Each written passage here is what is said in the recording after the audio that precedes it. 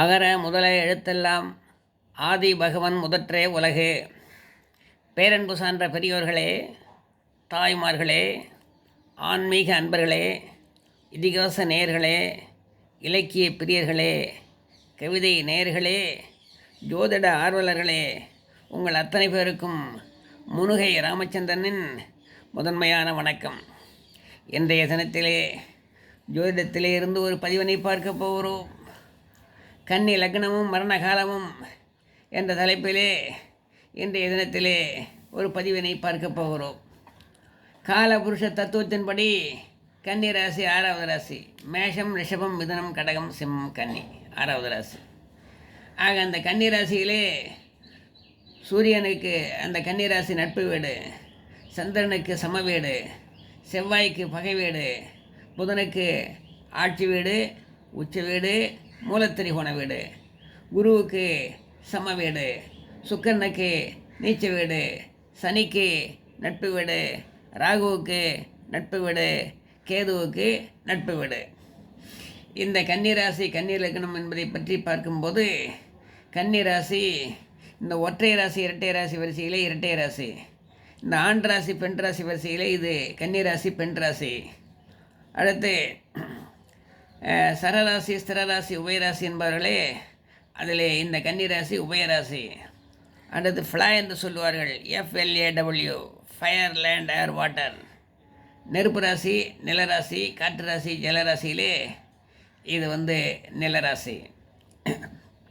அடுத்து இந்த கன்னிராசியிலே இந்த கன்னி லக்னத்திலே உத்திரம் 2, 3, 4 பாதங்கள், அஸ்தம் 1, 2, 3, 4 பாதங்கள், சித்திரை 1, 2 பாதங்கள் அடங்கும். பொதுவாக இது புதனை பற்றி சொல்ல போகிற போது இது ஒரு அலிகிரகம் என்று சொல்லுவார்கள். சூரியன், செவ்வாய், குரு இவர்களெல்லாம் ஆண் கிரகங்கள்.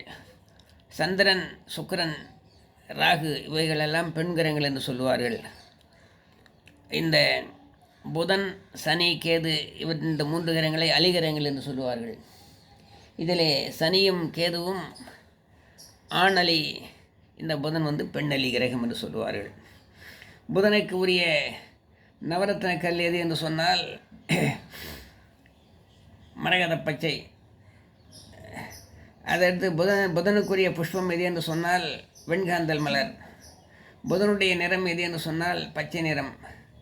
புதனுடைய வாகனம் எது என்று சொன்னால் குதிரை. புதனுக்கு உரிய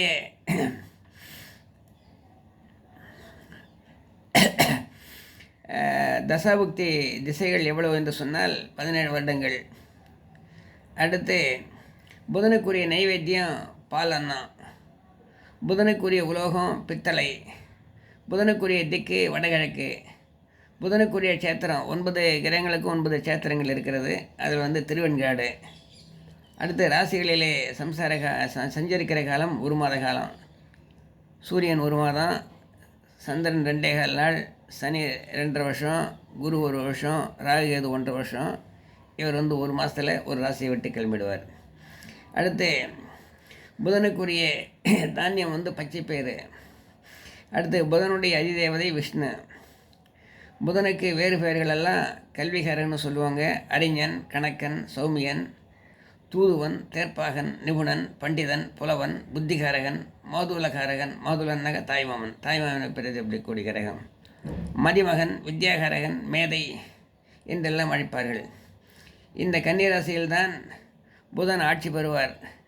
இதே கன்னிராசியில்தான் புதன் உச்சமும் பெறுவார். எந்த 12 ராசிகளிலேயும் கன்னிராசிக்கு இருக்கக்கூடிய பெரிய சிறப்பு என்று சொன்னால், எந்த ஒரு கிரகம் தன் சொந்த வீட்டிலே ஆட்சி பெறும், வேறு ஒரு வீட்டிலே தான் உச்சம் பெறும். ஆனால் புதன் மட்டும் தன்னுடைய சொந்த வீட்டிலேயே ஆட்சியை பெறுவார், தன்னுடைய சொந்த வீட்டிலேயே உச்சத்தை பெறுவார். அப்படிப்பட்ட வாய்ப்பு இந்த புதன் பகவானுக்கு மட்டும் உண்டு, வேறு எந்த கிரகத்துக்கும் கிடையாது. அந்த ஒரு சிறப்பு மிக்க கிரகம் புதன் பகவான். அடுத்து இந்த புதனுடைய கன்னிராசியிலே தான் சுக்கிரன் நீச்சமாவார். அடுத்து இந்த கன்னி லக்னம் கன்னிராசியிலே பிறந்தவர்களுக்கு மாரகாதிபதிகள் யார் என்பதை இப்போது நாம் பார்க்க வேண்டும். இப்போது ஒரு ராசிக்கு, ஒரு கிரகத்திற்கு ஒரு ராசியை எடுத்துக்கொண்டால், அந்த ராசிக்கு அதிபதியை எடுத்துக்கொண்டால் அவருக்கு வந்து சாதகாதிபதியார், பாதகாதிபதியார், மாரகாதிபதியார் என்றெல்லாம் பார்ப்பார்கள். அந்த விதத்திலே இந்த கன்னி லக்னம் கன்னி ராசியிலே பிறந்தவர்களுக்கு மாரகாதிபதிகள் யார் என்று பார்த்தால் 2க்கும் 7க்கும் உடையவன் மாரகாதிபதி, 3க்கும் 8க்கும் உடையவன் மாரகாதிபதி, 6க்கும் 11க்கும் உடையவன் மாரகாதிபதி. இப்போ கன்னி லக்னத்தை எடுத்தோம்னா 2ஆம் வீட்டுக்கு அதிபதி யாருன்னா 2ஆம் வீடு துளாராசி, துளாராசிக்கு அதிபதி யாருன்னா சுக்கிரன். அடுத்து 7ஆம் வீடு மாரக வீடு, அந்த 7ஆம் வீட்டுக்கு அதிபதி யார் என்று சொன்னால் குரு பகவான். ஆகவே கன்னி லக்னத்திலே பிறந்தவர்களுக்கு அவளுடைய வயது முதிர்ந்த காலத்திலே அல்லது இடைப்பட்ட காலத்திலே அல்லது விபத்து ஏற்பட்டு மரணம் வரக்கூடிய காலத்திலே அல்லது அகால மரணம் ஏற்படக்கூடிய காலத்திலே எந்த காலமாக இருந்தாலும் சரி, அந்த காலத்தில் அவருடைய ஜாதகத்தை ஆய்ந்து பார்த்தால் அதில் 2க்கு அதிபதி சுக்கிரன், அந்த சுக்கிர திசை சுக்கிர புத்தியிலே மரணம் வரக்கூடிய வாய்ப்பு உண்டு. 7க்கு அதிபதி குரு, அந்த குரு திசை குரு புக்தியிலே மரணம் வரக்கூடிய வாய்ப்பு உண்டு. அப்படி இல்லை என்று சொன்னாலும் 2 கூடியவன் சுக்கிரனுடைய தசாபுக்தியில் நடக்காவிட்டாலும் வேறு எந்த கிரகத்துடைய திசை நடந்தாலும் அந்த சுக்கிர புக்தியிலே மாரகம் வரக்கூடிய வாய்ப்பு உண்டு.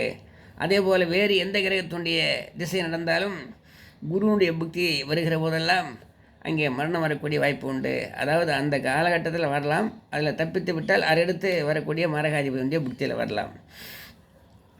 அடுத்து 3ஆம் வீட்டுக்கும் 8ஆம் வீட்டுக்கும் அதிபதி மாரகாதிபதி. 3ஆம் வீடு கன்னி துலாம் விருச்சிகம், விருச்சிக ராசி, விருச்சிக ராசிக்கு அதிபதி செவ்வாய். அடுத்து 8ஆம் வீடு மேஷராசி, மேஷராசிக்கு அதிபதி யார்? செவ்வாய். ஆக 3க்கும் 8க்கும் அதிபதி மாரகாதிபதி. ஆக 3ஆம் வீட்டும் செவ்வாய் லக்னாதிபதி புதனுக்கு பகை. ஆகவே பகையாக இருக்கிற காரணத்தினால் நிச்சயமாக அவன் மாரகம் செய்வான். அந்த விதத்தில் செவ்வாய் திசை செவ்வாய் பக்தி காலங்களிலே மாரகம் நடக்கக்கூடிய வாய்ப்பு உண்டு. அடுத்து 8ஆம் வீட்டினுடைய திசாபுக்தி வருகிற போது அப்போதும் செவ்வாய் திசை செவ்வாய் புக்தியிலே மரணம் வரக்கூடிய வாய்ப்பு உண்டு. அதுக்கடுத்து பார்த்தோம்னாக்கா உங்களுக்கு வேறு எந்த கிரகத்துடைய திசை நடந்தாலும் செவ்வாய் புக்தி வருகிற போதெல்லாம் மரணம் வரக்கூடிய வாய்ப்பு உண்டு. அடுத்து 6க்கும் 11க்கும் அதிபதி மாரகாதிபதி. இந்த கன்னி லக்னத்துக்கு 6ஆம் வீட்டவன் யார் என்று சொன்னால் 6ஆம் வீடு கும்பராசி, கும்பராசிக்கு அதிபதி சனி பகவான், அவன் வந்து சனி பகவான் மாரகாதிபதி. ஆகவே சனி திசை நடக்கிற போதோ அல்லது சனி புக்தி நடக்கிற போதோ இந்த ஜாதகருக்கு மாரகம் வரக்கூடிய வாய்ப்பு உண்டு கன்னி லக்னத்திலே பிறந்தவருக்கு. அடுத்து 11ஆம் வீடு வந்து கடகராசி, கடகராசிக்கு அதிபதி சந்திரன், அந்த சந்திரன் லக்னாதிபதி புதனுக்கு பகை. ஆகவே சந்திர திசை சந்திர புக்தியிலே மரணம் வரக்கூடிய வாய்ப்பு உண்டு. அப்படி இல்லை என்று சொன்னால் வேறு எந்த கிரகத்துடைய திசையாவது நடந்து கொண்டிருக்கிற போது அந்த சந்திர புக்தி காலத்திலே மரணம் வரக்கூடிய வாய்ப்பு உண்டு. அடுத்து மாரக வீடு என்று சொன்னேன்லவா, 2க்கு 7, 3, 8, 6, 11. ஆக 2ஆம் வீடு துளாராசி, அடுத்து 3ஆம் வீடு விருச்சிக ராசி, 6ஆம் வீடு கும்பராசி, 7ஆம் வீடு மீனராசி, 8ஆம் வீடு மேஷராசி, 11ஆம் வீடு கடகராசி. இந்த ராசிகளில் இருக்கக்கூடிய கிரகங்கள் ஏதேனும் இருந்தால் அந்த கிரகத்துடைய தசாபுக்தியில் நடக்கலாம், அல்லது வேறு கிரகத்துடைய திசையிலே அந்த மாரக வீட்டிலே இருக்கக்கூடிய கிரகத்தின் புக்தியிலே நடக்கலாம். அடுத்து மாரகாதிபதிகள் எங்கோ ஒரு சில இடங்களிலே இருப்பார்கள். அந்த மாரகாதிபதியோடு எந்த கிரகமாவது சேர்ந்திருந்தால் அந்த கிரகமும் மாரகம் செய்யக்கூடிய கிரகமாக மாறிடும்.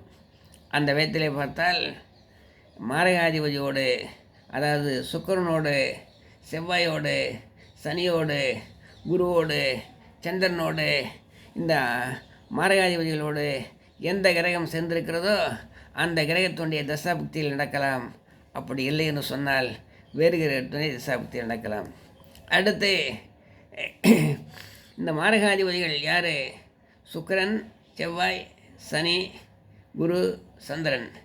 இந்த 5 கிரகங்களும் மாரகாதிபதிகளாக இருக்கிற போது இந்த 5 கிரகங்களும் பார்வையில் பார்க்கும்.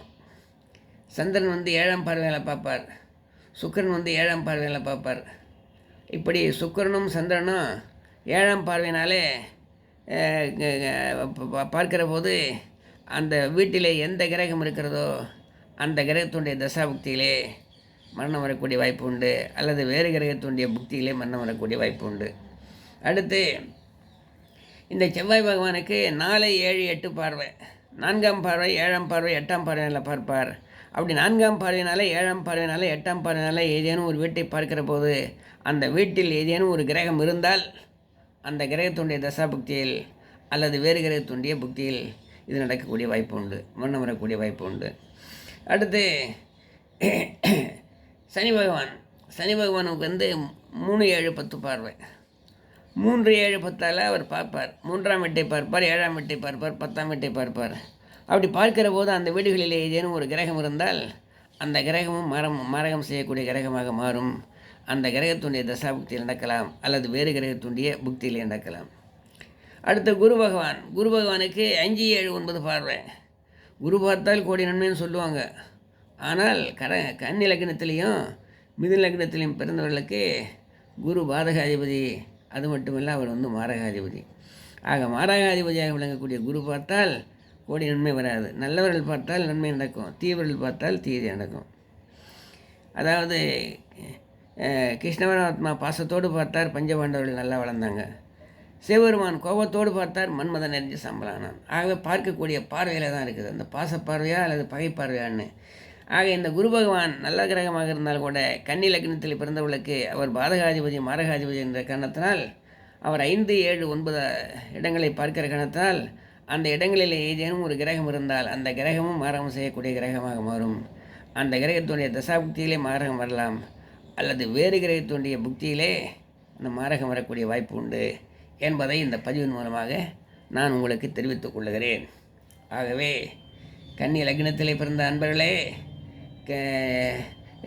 இது உண்மையா என்பதை நீங்கள் பார்க்க வேண்டும் என்று சொன்னால் ஏற்கனவே இறந்து போனவருடைய ஜாதகத்தை எடுத்தால் அந்த ஜாதகத்தை போட்டு பார்த்தால், பிறந்த ஜாதகத்தை போட்டு பார்த்தால், தசாபுக்தியை பார்த்தால் இப்போது சொல்லிய அந்த ஏதேனும் ஒரு கிரகத்துடைய தசாபுக்தியில் தான் அந்த மரணம் நடந்திருக்கும் என்பதை நீங்கள் அறிந்து கொள்ளலாம் என்பதை இந்த பதிவின் மூலமாக சொல்லிக் கொள்கிறேன். இந்த பதிவினை கேட்ட உங்கள் அத்தனை பேருக்கும் என்னுடைய வாழ்த்துக்களை, நன்றியை, பாராட்டுக்களை தெரிவித்துக் கொள்கிறேன். எப்பொழுதும் போல நான் சொல்லக்கூடிய உங்களுக்கு ஒரு அறிவிப்பு என்னவென்றால், ராமச்சந்திரன் முருகை என்கிற பெயரிலே என்னுடைய யூடியூப் சேனலை நீங்கள் சப்ஸ்கிரைப் செய்தால் என்னுடைய பதிவுகள் உங்களுடைய மொபைலை தேடி வரும். என்னுடைய பதிவுகள் நன்றாக இருந்தால் ஒரு லைக் செய்யும்படி கேட்டுக்கொள்கிறேன். என்னுடைய பதிவுகள் மிகவும் நன்றாக இருக்கிறது என்று நீங்கள் நினைத்தால் நண்பர்களுக்கு, உறவினர்களுக்கு ஷேர் செய்யும்படி கேட்டுக்கொள்கிறேன். இந்த பதிவினை கேட்ட உங்கள் அத்தனை பேருக்கும் என்னுடைய நன்றியை, வணக்கத்தையும் தெரிவித்துக் கொள்கிறேன். வாழ்க வளமுடன், நலமுடன். நன்றி, வணக்கம்.